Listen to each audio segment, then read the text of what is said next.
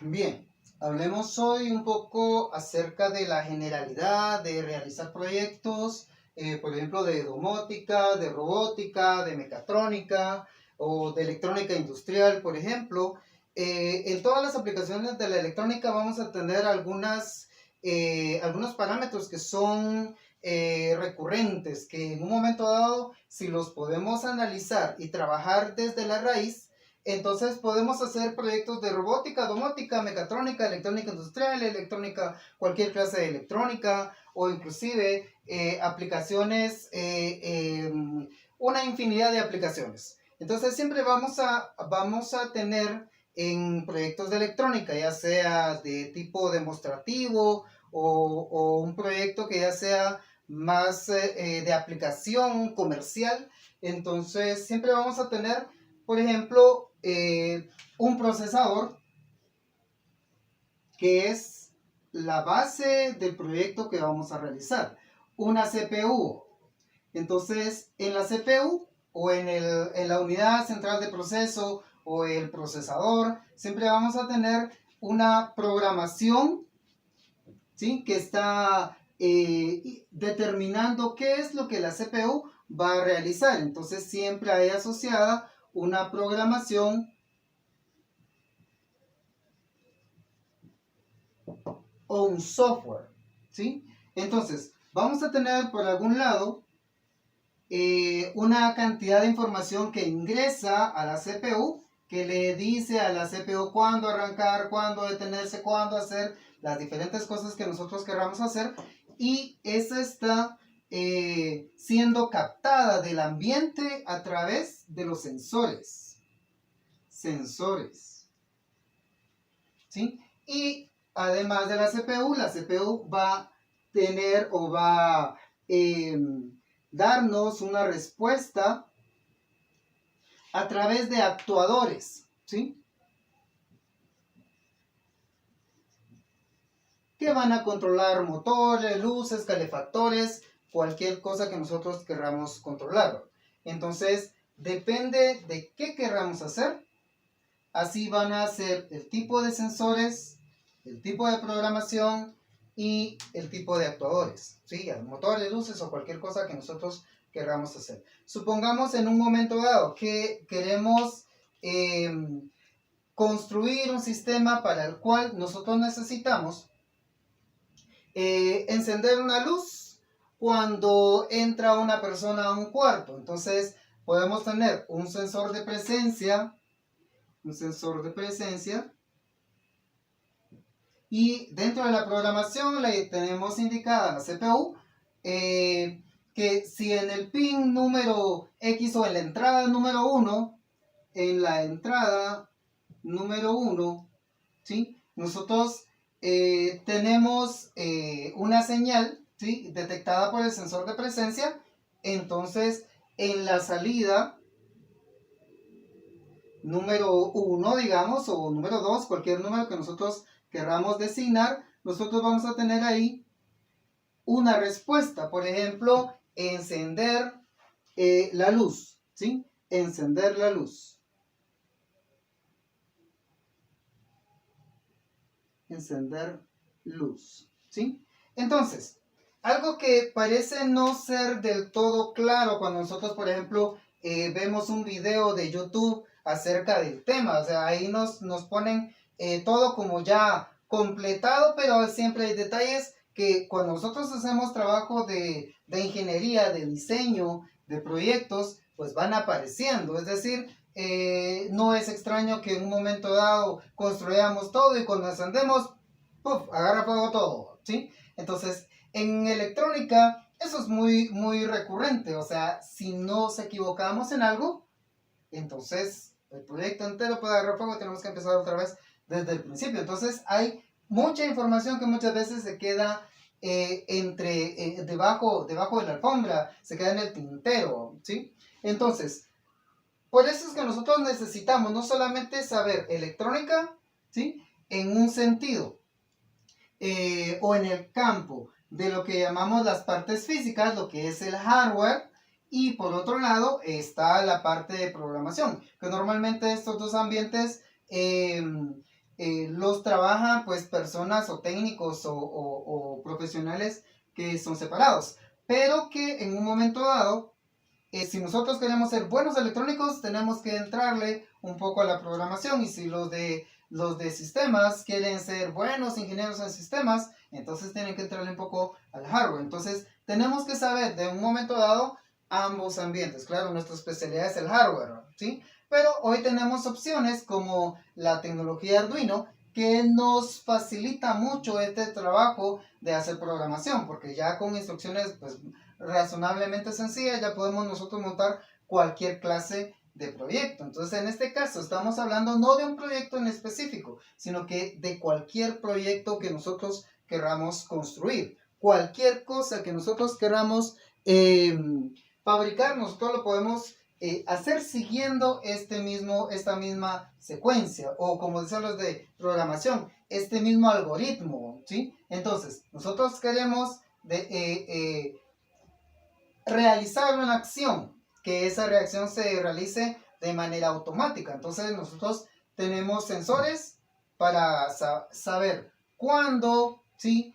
Vamos a realizar la acción, y tenemos actuadores para indicar, por ejemplo, dónde tenemos que realizar la acción. Entonces, vamos a hablar un poquito, no tanto de la programación, pues la programación es otro campo, otro tema amplio que se puede trabajar bastante, pero vamos a ir trabajando poco a poco la parte de la programación.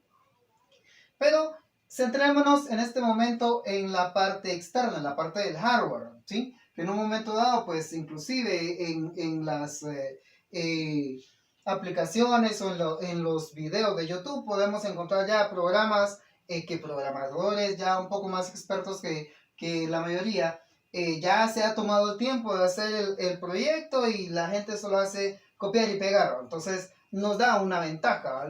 Lo que sucede es que en el hardware no se puede copiar y pegar, o sea, cometemos errores. Lo mismo pasa en programación. Bueno, entonces, si nosotros queremos encender esta luz, ¿sí? Entonces, primero que nada, vamos a ver que yo no puedo, por ejemplo, si yo tengo, ya hablando específicamente de mi tarjeta Arduino, sea la que nosotros hayamos escogido, una Leonardo, una tarjeta 1, una tarjeta Nano, ¿sí? Errores que normalmente podemos cometer. O sea, no puedo yo en un momento dado, por ejemplo, colocar desde mi salida de señal, ¿sí? Que puede ser una salida digital, ¿sí? No puedo conectar directamente una bombilla. Vamos a hacer aquí el símbolo de bombilla, ¿sí? No la puedo conectar directamente. ¿Por qué? Porque la potencia de salida de la tarjeta Arduino, del tipo que sea, o el procesador que estemos utilizando, cualquiera que sea, no puede soportar la carga de una bombilla. Vamos a decir que específicamente nosotros vamos a tener una salida probablemente de 5 voltios, una salida digital que nos dice hay pulso o no hay pulso, ¿sí? Entonces nosotros tenemos que con 5 voltios no podemos encender una luz, ¿sí? No podemos encender, por ejemplo, podemos encender un LED, y hasta el LED tiene que llevar su resistencia limitadora, pero no podemos simplemente conectarlo al procesador o a la CPU. ¿Por qué? Porque siempre van a haber requerimientos, ¿sí? Que yo voy a tener que considerar a partir de cuál es la señal que me va a tirar la CPU o la tarjeta Arduino, y cuál es el requerimiento que necesita este sistema. Entonces, o esta luz que yo quiero encender. Supongamos que es una luz X. Por ejemplo, podría ser para que sea, por razones de ejemplo nada más, que yo quiero encender un foco, aunque hoy hay mejores opciones. Una lámpara LED podría ser una mejor opción. Pero supongamos que quiero encender una lámpara incandescente. ¿Cuál es el problema de la lámpara incandescente? Que probablemente utilice corriente alterna de 120 voltios AC y tenga un consumo probablemente de 100 watts. Los 5 voltios que están acá, ¿sí? Digitales, son DC, no son AC. Y 5 voltios no enciende una bombilla. al conectar la bombilla directamente, el exceso de corriente que vamos a tener acá va a quemar automáticamente la CPU. No se puede hacer de esa manera. Entonces necesitamos un punto intermedio, una forma de conectar una carga de mucha potencia, de probar quizás otro sistema con el sistema que yo estoy trabajando aquí. El sistema no se puede cambiar, simplemente una salida digital probablemente va a trabajar con 5 voltios o 3.3 voltios, es muy común en los procesadores hoy en día. Entonces, ¿cómo puedo encender una lámpara de 120 voltios, 100 watts o la cantidad que yo quiera, ¿sí? Con una señal digital de 5 voltios? Entonces, en este caso vamos a poner una fase, un drive o un manejador, un controlador, ¿sí? Que me sirva para hacer la transición de la señal de baja potencia a la señal de alta potencia. Hay muchas formas de hacerlo. Ya podemos, por ejemplo, poner un relevador. Un relevador recibe una entrada de 12 voltios y cierra un circuito que es eléctricamente independiente. Magnéticamente están conectados, pero eléctricamente están separados, ¿sí? Y podemos poner a este sistema secundario, podemos colocar, sin que interfiera con la CPU, podemos colocar una bombilla y le vamos a conectar acá la línea de 120 voltios AC, y cerramos con el neutral, ¿sí? Obviamente aquí todavía tengo una diferencia, tengo AC y AC, pero puedo hacer la transición de 5 voltios a 12 voltios. ¿Cómo lo vamos a hacer? Bueno, estos 5 voltios, estos 12 voltios vienen de una fuente externa a este CPU, a una fuente de alimentación. Probablemente de la misma fuente que alimenta los 5 voltios de la CPU.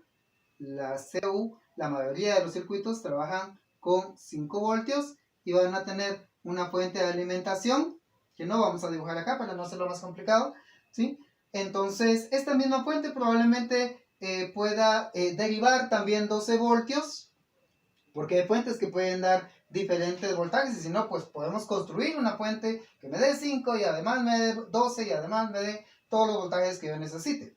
Y luego podemos colocar este relé conectado a través de un transistor, ¿sí? Que también se suele llamar drive, y este transistor ya puede recibir una entrada de 5 voltios. Quiere decir que yo acá puedo venir y conectar a mi CPU, y entonces desconecto yo acá y ahí ya tengo una opción para poder conectar mi CPU a una lámpara de 120 voltios. Entonces siempre, en cualquier sistema que nosotros estemos trabajando, siempre vamos a tener una idea asociada de esta forma. O sea, tenemos una carga grande, tenemos un controlador, un cerebro que no puede dar potencia, y entonces siempre vamos a poner un punto intermedio, que es el que va a recibir la señal, ¿sí? Y activar un circuito switch de alta potencia. O sea,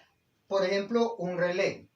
Actualmente no necesariamente lo podemos hacer con un relé, puede ser una solución de estado sólido, porque por ejemplo acá el problema del relé es que genera ruidos y una serie de situaciones. Entonces podemos optar por una segunda opción, la vamos a poner acá, por ejemplo, ¿sí? Que es una opción muy común hoy en día. Por ejemplo, podemos conectar acá un triac. El triac es un circuito que me puede controlar cargas de 120 voltios AC, ¿sí? A través de un pulso que es amortiguado por un diac. Entonces aquí hago línea y neutral. Entonces también puedo hacer una derivación acá ¿sí? Y colocar mi circuito, ¿sí? A una especie de relé, pero de estado sólido. Eso es un triac. ¿Sí? Entonces, vamos a hablar, esta es una de las opciones que podemos tomar a la hora de conectar cargas, ¿sí? Si yo quiero conectar, cargar